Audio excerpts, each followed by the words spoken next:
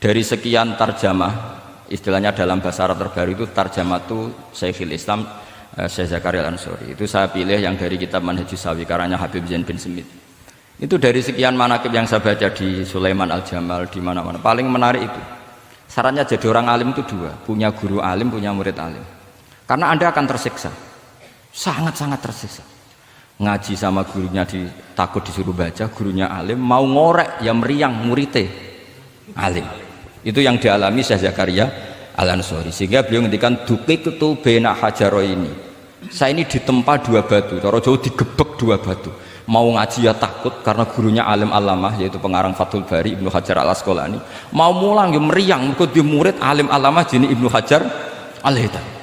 Dadi aku sampai ngaji ya persiapan, sampai mulang ya persiapan. Kayak apa susahnya jadi Syekh Zakaria Al-Ansori, mau ngaji setoran ya persiapan, mau ngajar persiapan. Makanya kata Mbah Mun, syarat utama ulama itu harus punya murid alim. Saya pernah didhawuhi Mbah Mun, aku mau gak di anak Gus Najih itu Gus Najih, saya juga izin jadi kiai. Karena syaratnya jadi kiai itu di anak alim, di murid alim. Izin gak jadi kiai ras sukses juga tak perlu. Makanya saya ketika kecelok alim itu senangnya bukan main beliau, karena terpenuhi status tadi. Nah ini kalau khataman Fathul Wahab terus bakas bako ini, ini roh Kiai Jazuli tersiksa ini gimana? Ini gimana ini sini? Kalau ukurannya kan gampang, moderator kan dipilih yang paling baik, setidaknya ngomongnya lah. Kalau tidak ilmunya ya ngomongnya. Terus Anda terwakili oleh orang yang enggak jelas. Enggak, saya gojlok ini tidak dosa, karena kalau betul saya ini dosa karena ngerasani orang, berarti jadi kafarah dosanya dia. Soal saya kan amalnya sudah banyak, aman lah. Aman, jadi nanti. Jadi kalau jatah hasanah saya harus diminta dia, tak kasih aja. Gampang. Masih surplus banyak. Ya masih surplus, masih banyak. Kan orang itu kalau baca Quran satu huruf itu dapat 10 kebaikan. Saya ini hafal Quran, sudah agak terhitung itu sudah. Itu untuk kamu tak saati satu huruf cukup nanti kalau nanti nuntut di akhirat itu tak kasih satu huruf itu cukup. Jadi ya nggak apa-apa, nanti silahkan nuntut nanti di apa akhirat. Tapi kamu lebih saya tuntut. Kamu itu siapa kok nyuruh saya di sini itu? Tapi dosanya lebih besar lagi itu. Saya teruskan ya, saya cerita yang serius. Syarat jadi orang alim itu punya guru alim, punya murid alim. Karena sebagian dari ilmu itu bukan ditempa guru tapi ditempa murid. Imam Fathul Bari, Sohibu Fathul Bari, yaitu Syekh Ibnu Hajar Al-Asqalani, itu beliau sangat mencintai Nabi Musa justru karena dengan tanda kutip protesnya. Jadi ketika Nabi Musa diajari Nabi Khidir dari awal sudah ngendikan innaka inni ala ilmin, atau innaka dulu ya gak apa-apa, dibalik-balik gak apa-apa karena semua kitab kadang riwayat fil makna.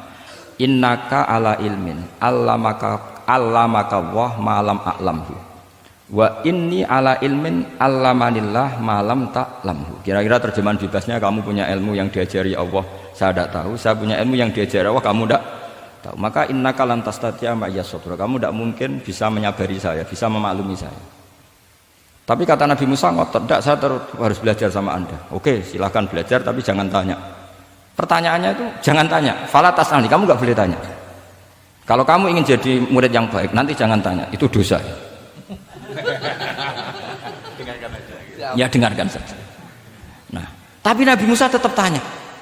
Ketika ada kejanggalan secara syariah, Nabi Musa tetap tanya. Dan itu oleh kitab-kitab tasawuf dianggap dengan tanda kutip kesalahannya Nabi Musa. Meskipun mimbabi hasanatil abrar sayyatul muqarrabin. Tapi di kitab fikih itu dipuji sundul langit protesnya Nabi Musa. Jadi di kitab tasawuf disalahkan karena kitab tasawuf pemuja tadi ketertaatan pada guru. Kitab fikih enggak.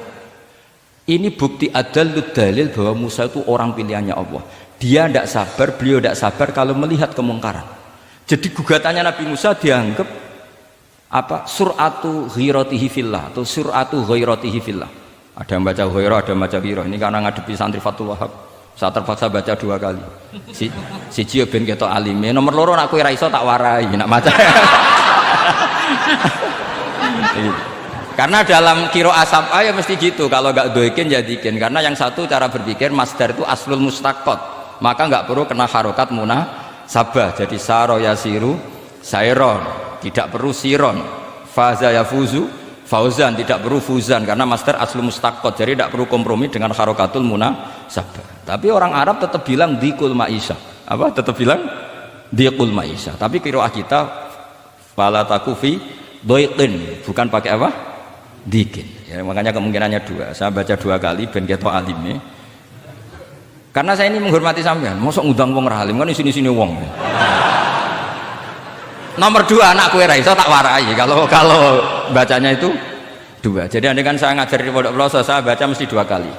Wayah sibu zaidun kada, wayah sabu zaidun kada. Karena dalam qiraat sab'ah ada yang baca yahsibu, qiraat kita baca yahsabu. Tapi guru-guru kita kalau ngajar fikih itu bacanya yahsibu.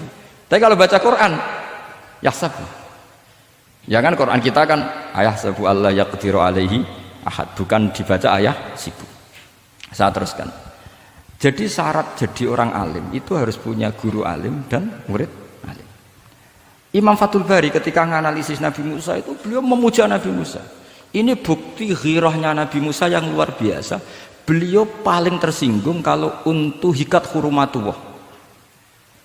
Orang sudah ditolong kok gak matur nuwun malah merusak perahunya. Jadi itu secara syariat itu mungkar. Kalau mungkar ya harus diprotes. Artinya itu sifatu madkhin. Protesnya Nabi Musa itu sifatu madkhin, bukan sifatu dzammin. Itu Ibnu Hajar al-Asqalani, gurunya Syekh Zakaria Ansari.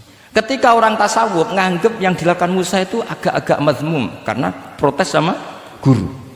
Pertanyaan saya ke anak-anak Fathullah, kamu milih siapa? Milih partainya Ibnu Hajar al-Asqalani apa milih partainya orang tasawuf?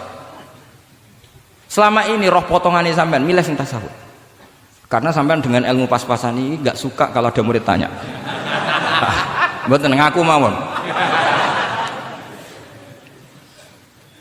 Tapi karena tadi logika syariatnya kata Ibnu Hajar al-Asqalani, Musa itu kalimullah termasuk ulul azmi, sementara Khidir hanya seorang nabi. Apa yang dilakukan Musa tentu lebih keren karena beliau seorang nabi dan rasul.